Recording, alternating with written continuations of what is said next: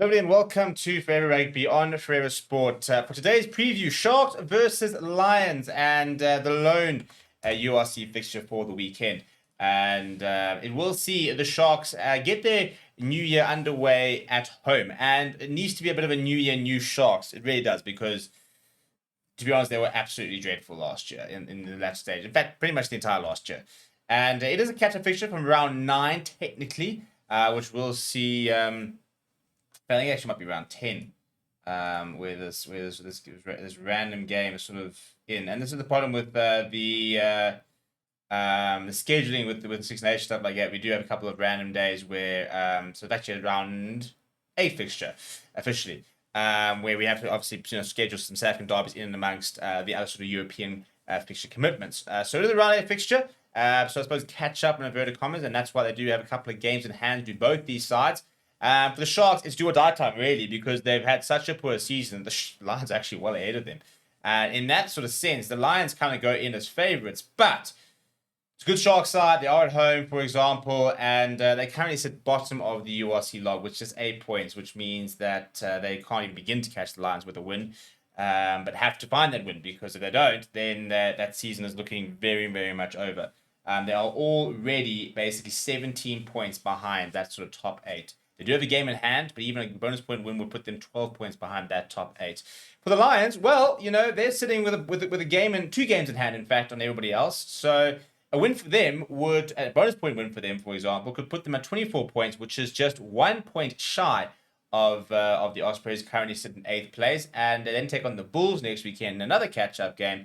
If they were to get a result there, or even get 2 losing bonus points, they could actually find themselves in that top 8. Was level with games. So it's a huge opportunity for the Lions to show their worth and try and see if they can keep themselves in contention to try and get a playoff for the URC, but more importantly, find that a Champions Cup qualification for next season. Although I personally think the Lions could actually have a genuine go at winning the Challenge Cup, which is obviously also a route into Champions Cup qualification. Now, before we look at the two sides, please do smash a like on the video. Please do subscribe to the channel as well. We'll start with the Sharks, who are the home side, and a couple of changes in and amongst that side over there. We'll start in the front row.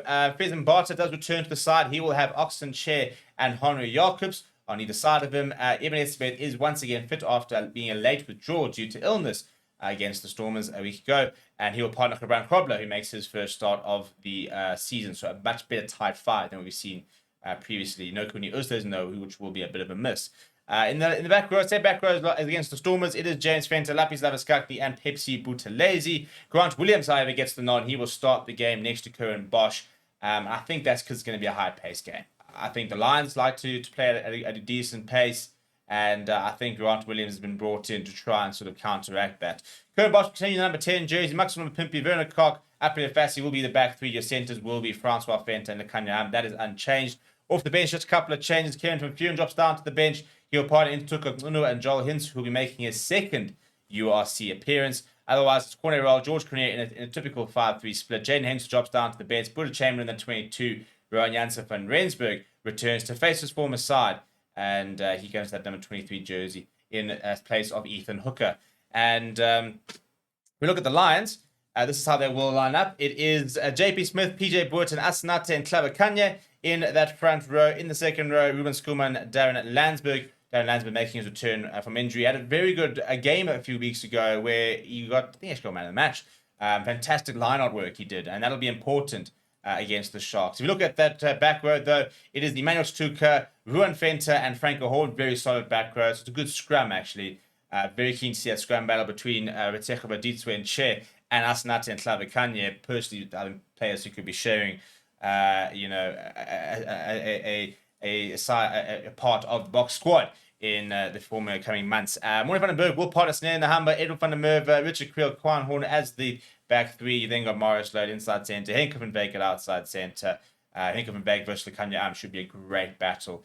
If we look at the bench, is Jakob Asaki, Morgan Nordia, Ruan Smith, Renard Northmarkel makes his return from injury, Henry Sergio, JC Pretorius in a 6-2 split, Jordan Hendricks, Renard Jonker, completing the 2 backlines there. It's a game that the Lions really need to win, to be honest. As I said, they've had a solid season. They've won 3 games out of 7. They've looked very good in the Champions Cup.